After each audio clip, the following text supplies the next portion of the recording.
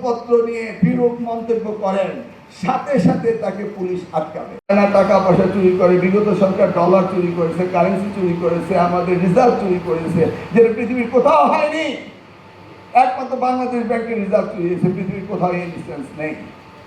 এবং আমি একবার একটি অনুষ্ঠানে গিয়েছিলাম, যখন আমি বিরোধী দলের শোনার জন্য, সেখানে বাংলাদেশকে উদাহরণ দেওয়া হচ্ছে। কারণ বাংলাদেশে ওইটা ব্যাংকের কনফারেন্স ছিল, শোনার জন্য গিয়েছিলাম, কোনো বক্তাও ছিলাম না অবসর কাটানোর জন্য। তো বলতেছে ওখানকার বক্তারা বাংলাদেশ ব্যাংকের উদাহরণ দেয় যে it is the only bank in the world যার রিজার্ভ চুরি হয়। কথা বুঝেছেন? এখন আসেন, আমাদের দেশে এই অবস্থার মধ্যে কি প্রশ্ন বেরিয়ে যাবে? What is this concept? এমন কোন গ্রাম আছে যে শিক্ষক নেই, এমন কোন পাড়া আছে, এমন কোন জেলা আছে, এমন কোন উপজেলা আছে শিক্ষক নেই। আমরা সকলেই যদি চোর ধরার চেষ্টা করি, আমরা কি জানবো না কে প্রশ্নপত্র আউট করেছে? তাহলে আমি ধরতে পারবো না, ছেড়ে দেবো আমরা? এই জন্য 1980 অ্যাক্ট আমরা নতুনভাবে এবার সংসদে এনেছি যে যদি কেউ প্রশ্নপত্র আউট হয় এবং তার সাথে সংশ্লিষ্ট থাকে, এমন ব্যবস্থা নেওয়া হবে যে সারা জীবনের জন্য মনে থাকবে। এই যে আমার সামনে মিডিয়ারা রয়েছে, এই গত কিছুদিন আগে এসএসসির নাকি প্রশ্নপত্র আউট হয়ে গিয়েছে, একটি মিডিয়া খুব ফলো করে করলো।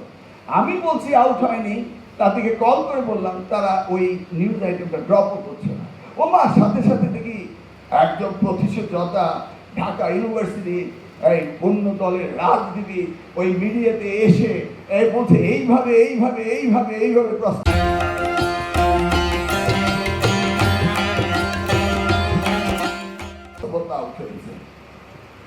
কিন্তু আমাদের সাইবার অ্যাক্ট নেই যে ওই নেতাকে অ্যারেস্ট করা, প্রমাণ তো করতে হবে। এবার যদি কেউ প্রশ্নপত্র নিয়ে বিরূপ মন্তব্য করেন, সাথে সাথে তাকে পুলিশ আটকাবে, তারপর প্রমাণ করবে যে প্রশ্নপত্র আউট হয়েছে কি হয়নি। আমার ক্লিয়ার? কারণ পুলিশের এই দায়িত্ব রয়েছে যে মিডিয়াতে যদি বলে সে প্রশ্নপত্র আউট হয়েছে, তাহলে সে তাকে সাথে সাথে কাস্টডিও নিয়ে এবং তাকে পরীক্ষা নিরীক্ষা করতে পারে। এটা কনস্টিটিউশনাল রাইটস রয়েছে। এইভাবে মিথ্যা অপপ্রচার চালিয়ে আমাদের লেখাপড়াকে ধ্বংস করবে আর কয়েকজনে ভাইরাল করবে, আমরা তা বসে থাকবো তা না। বলা হয়েছে যে ক্লাসরুমে ঢোকার সময় ছাত্রছাত্রীদের বডি সার্চ করে পাঠাবেন, কোনো কাগজ দিতে পারবে না। এখন যদি সেন্টারের ভিতরে কেউ যদি সেখানে নকল রেখে দেয়, তাহলে কার দোষ বলেন তো? ওই শিক্ষার্থীর দোষ? কার দোষ দেব? একজনকে না একজন দোষ দিতে হবে। কে? হু দ্যাট? কেন্দ্র সচিব, তাই না? আমার বাড়িতে যদি পুলিশ গিয়ে দেখলো চাবি আমার পকেটে, রুম তালা, আর সেখানে যদি ইলিগাল উইপেন্স পায়, I am responsible for that because that's my house. আপনার সেন্টার আপনার। অতএব কেউকে না কেউকে দায়িত্ব দিতে হবে। আমি বলেছি সারা বাংলাদেশে প্রত্যেকটি স্কুলে সিসি ক্যামেরা লাগাতে হবে। কেউ তো বলেছে টাকা নেই, আমি টাকা দিয়ে দিব, কিন্তু আমি ডিআইএ পাঠিয়ে দিব, আপনার ফান্ড আগে আমি দেখবো আপনি ঠিক মতো ব্যবহার করছেন কিনা। আজ পর্যন্ত কেউ আমাকে বললো না যে স্যার আমার 50,000 টাকা খরচ হয়েছে, আপনি